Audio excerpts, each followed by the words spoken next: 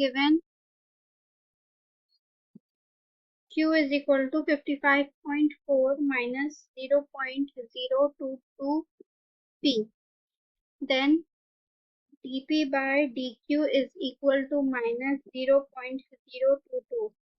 The price given to us is $166.85.